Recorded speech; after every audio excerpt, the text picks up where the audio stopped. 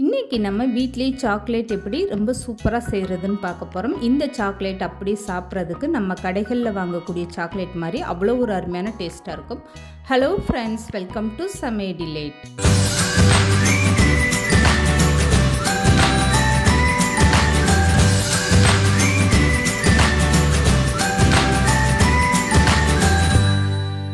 இப்போ இந்த சாக்லேட் செய்கிறதுக்காக 1/4 கப் அளவுக்கு முந்திரி பருப்பு, பாதாம் பருப்பு அதை நல்லா இந்த மாதிரி பொடிசாக கட் பண்ணிவிட்டு ஒரு அகலமான பாத்திரத்தில் சேர்த்துட்டு இந்த மாதிரி ட்ரையாகவே வறுத்து எடுத்துக்கோங்க.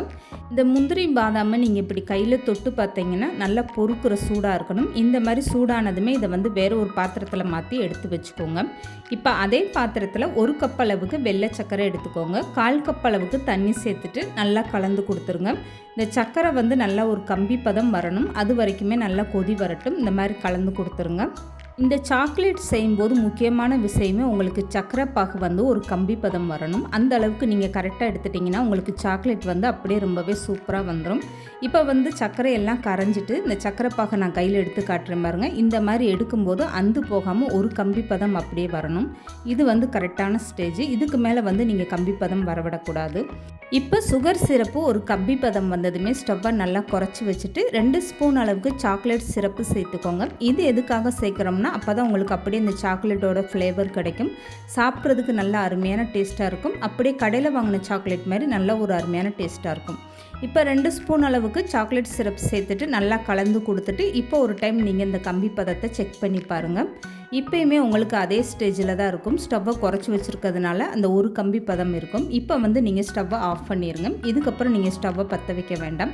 இப்போ எந்த கப்பில் நீங்கள் 1 கப் அளவுக்கு சர்க்கரை அளந்து எடுத்தீங்களோ அதிலே 1 கப் அளவுக்கு பால் பொடி சேர்த்துக்கோங்க. இப்போ 1/2 கப் அளவுக்கு கொக்கோ பவுட்ரு சேர்த்துக்கோங்க. இது எல்லாமே நீங்கள் ஸ்டவ்வை ஆஃப் பண்ணிட்டு தான் இந்த சுகர் சிரப்பில் சேர்த்துட்டு இந்த மாதிரி நல்லா கலந்து கொடுத்துருங்க. உங்களுக்கு உடனே இதெல்லாம் கெட்டியாக ஆரம்பிச்சிடும். இப்போ 1 ஸ்பூன் அளவுக்கு பட்டர் சேர்த்துக்கோங்க. இதெல்லாம் சேர்த்துட்டு இந்த மாதிரி நல்லா கலந்து கொடுத்துட்டே இருங்க. நீங்கள் சூடான சுகர் சிரப்பில் இந்த மாதிரி பால் பவுடர் எல்லாம் போட்டு சேர்க்கும்போது சீக்கிரமாகவே இந்த மாதிரி நல்லா கெட்டியாக ஆரம்பிச்சிடும். இப்போ வறுத்து வச்சுருக்க முந்திரி பாதாமை அப்படியே சேர்த்துக்கோங்க. இதையும் சேர்த்துட்டு ஒரு டைம் நல்லா கலந்து கொடுத்துருங்க. இப்போ பாருங்கள், உங்களுக்கே நல்லா தெரியும். கலந்து கொடுக்க இந்த சாக்லேட் எந்த அளவுக்கு நல்லா கெட்டியாகிடுச்சு பாருங்கள். இப்போ இந்த சாக்லேட்டை செட் பண்ணுறதுக்காக நான் ஏற்கனவே ஒரு தட்டில் நெய் தடவி எடுத்து வச்சுருக்கேன். இந்த மாதிரி ரவுண்டான தட்டில் நீங்கள் சாக்லேட்டை சேர்த்துக்கோங்க. இதுக்கப்புறமா சாக்லேட்டு எந்த கணத்தில் உங்களுக்கு வேணுமோ அதுக்கேற்ற மாதிரி நீங்கள் செட் பண்ணிக்கோங்க. இந்த மாதிரி நல்லா செட் பண்ணிவிட்டு அப்படியே வெளியில் ஒரு 10 நிமிஷம் வச்சுருங்க.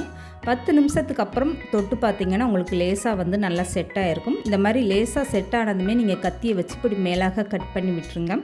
சாக்லேட் நல்லா ஆறிடுச்சுன்னா உங்களுக்கு கட் பண்ணுறதுக்கு கொஞ்சம் கஷ்டமாக இருக்கும். அதனால் இந்த மாதிரி லேசான சூடாக இருக்கும்போது நீங்கள் கத்தியை வச்சு எந்த சைஸில் வேணுமோ அதுக்கேற்ற மாதிரி கட் பண்ணிக்கோங்க. இப்போ சாக்லேட் இந்த மாதிரி கட் பண்ணதுக்கப்புறம் ஃப்ரிட்ஜில் ஃப்ரீசரில் ஒரு 1/2 மணி நேரம் வச்சு எடுத்துக்கோங்க. அதுக்கப்புறமா நீங்கள் கத்தியை வச்சு இன்னொரு தடவை கட் பண்ணிங்கன்னா இந்த பீஸ் எல்லாம் ரொம்பவே ஈஸியாக எடுக்க வந்துடும். இப்போ பாருங்கள், சாக்லேட் எடுக்க எவ்வளோ சூப்பராக வந்துருச்சு பாருங்கள். கையில் உடைக்கும் போதே எந்த அளவுக்கு நல்லா சாஃப்டாக அருமையாக இருக்குது பாருங்கள். இதை சாப்பிட்றதுக்குமே ரொம்பவே சூப்பரான டேஸ்ட்டாக இருந்துச்சு. இந்த சாக்லேட்டை இந்த மாதிரி சின்ன சின்ன பீஸாக கட் பண்ணிவிட்டு ஒரு ஈரமில்லாத டப்பாவில் போட்டு நீங்கள் ஃப்ரிட்ஜில் ஸ்டோர் பண்ணி வச்சுக்கோங்க. எப்போ வேணாலுமே எடுத்து சாப்பிட்லாங்க. சாக்லேட் 1 மாதம் ஆனாலும் கெட்டு போகாது. சாப்பிட்றதுக்கு அவ்வளோ ஒரு அருமையான டேஸ்ட்டாக இருக்கும். இந்த வீடியோ பிடிச்சிருந்தால் லைக் பண்ணுங்கள், ஷேர் பண்ணுங்கள். மறக்காமல் சமையல் டிலைட் சேனல் சப்ஸ்கிரைப் பண்ணுங்கள்.